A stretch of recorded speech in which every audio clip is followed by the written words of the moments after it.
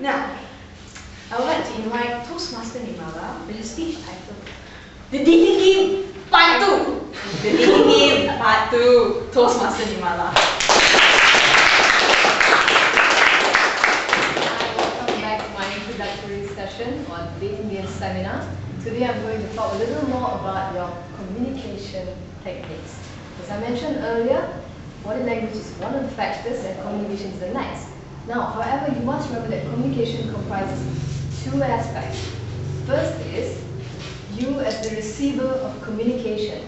In this first part, I will tell you how to catch cues that someone is interested in you or not interested in you. In the second part, I'll elaborate more on how you can be an effective communicator, how you can get the message across that you are interested in someone. Okay. But before we go into that, let me just give you an example of communication at work. Okay. Have you seen the movie 10 Days to Lose a Guy? Yes. There is one scene where Kate Hudson and Matthew McConaughey's character meet. They actually meet at a bar. They exchange glances to each other. One sipping the drink, one standing coolly at the side, without saying a single word, decide to go out on a date. That is effective communication. But realistically, not possible in real life. That's why we call it the movies, right? So now I'm going to tell you about how to work it in a real life scenario, okay? First of all, you as the receiver of communication. Okay. How can you know that among the crowds of people at a happening party, which is the exact guy who's interested in you? Well, you pay attention to how they speak. For example, you're in a group and you're talking about the latest movies. So everyone's going, oh, I just saw 2010, it was amazing, no explosions here and there, and so on and so forth. Then suddenly someone in the group say, hey guys, have you seen Avatar? Then everybody starts talking about the movie. Now, what is different about the way the guy speaks? He emphasized on the word Avatar. That means he's talking about a particular movie. Now suppose he goes, hey, have you seen Avatar? Suddenly you detect a slight change. From have you seen Avatar to have you seen Avatar? Suddenly you know, out of the 6 people in the group, he's addressing you. He doesn't want to know whether you've seen Avatar, you've seen Avatar, you've seen Avatar, who cares? You seen Avatar. Yeah, I'm talking to you. That's your first clue. That this person is projecting an interest in you. It might be a friendly interest, it might be something more. The point is, you must catch this cue and know that I've got someone interested in me. I better say something. You can't just like, yeah, you know, and hope that somebody else gives you a comment about the movie because obviously the question is addressed to you. Now, supposing the question was different. It goes, have you seen Avatar? What sort of impression do you get from that now? It's not directed to you, but neither is it directed to anyone in particular, so it's still good news. Because that means that it's an open question, and you can contribute to it, and you might stand out, and then draw the person's attraction. So, how the person project the same sentence can have 3 different meanings or more, depending on which word they emphasize on. So that's one clue. Secondly, think about how people are responding to what you say. You know, you're happily gapping about your day at the seminar or your day in class or at work, and someone is responding to you and they're going like, oh really? Now, how did they say that word? Oh really?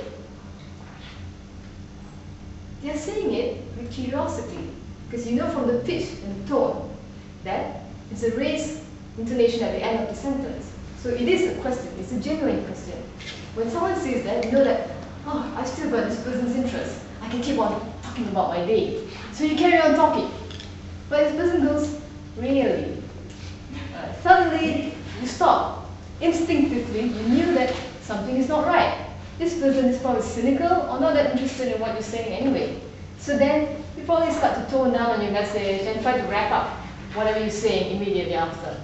Now, supposing the person goes, really? Then you feel a bit confused. It's a bit monosyllabic, it's a bit monotone. You're not quite sure. What do? You talk some more and try to get some more feedback. Maybe they'll say, oh. Or maybe they'll say, oh. So that gives you some more clue. Again, another monotone. The more monotones you have, the more you know this person is just going like, oh yeah, you know, whatever. And you know that, okay, this guy is not really interested in what I wore to last night's award ceremony or whatever. So then you move on. Okay, so that's one way of finding out whether this person is interested in you or not. Now, supposing someone comes up to you directly and they ask you out.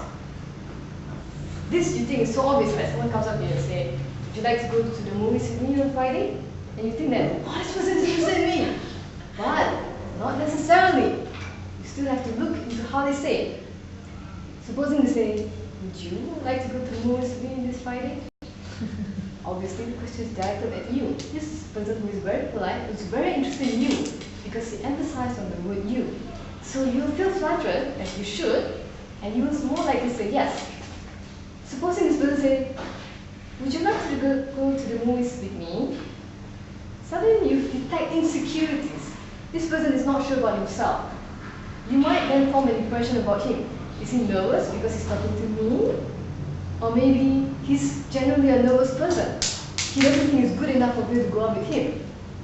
Then you might decide whether you want to go out with him or not. If you like him, of course, you go, you know. If you don't, then you think, I'm really not interested in this person, and you're also feeling insecure, maybe I'm giving you the jitters, I better not give you any hope, then you'll say no. So it helps. Or this person could also just say, would you like to go out to the movies with me?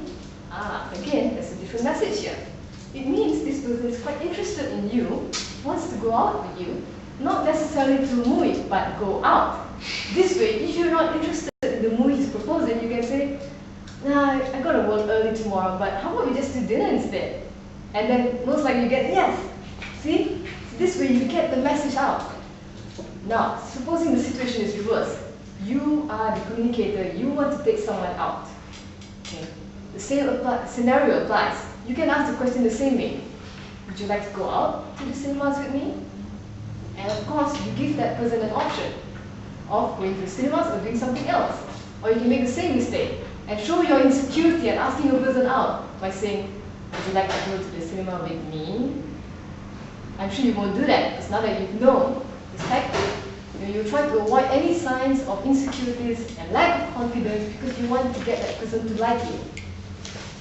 Another method you can do is to talk about your stuff. I'm sure we all do this. You go to a party and someone will definitely ask you, so what do you do for a living? Now, supposing you say, I'm an investment banker. Sounds great, people like it. Why? Because you speak it in an almost monotone manner, no emphasis on any words, so it comes across as casual and relaxed. Isn't that great? Supposing you went like this, I'm an investment banker. What kind of impression would that give? Like you're such a hoity-toity, you know, person who thinks too well of yourself. And now supposing you say this, I'm an investment banker. Again, it shows that you think your occupation is so great because you emphasize an investment banker, right? So, very important, ladies and gentlemen, is to remember how you emphasize your word. If you want to know more, of course, come on to my 3-day seminar. See you there.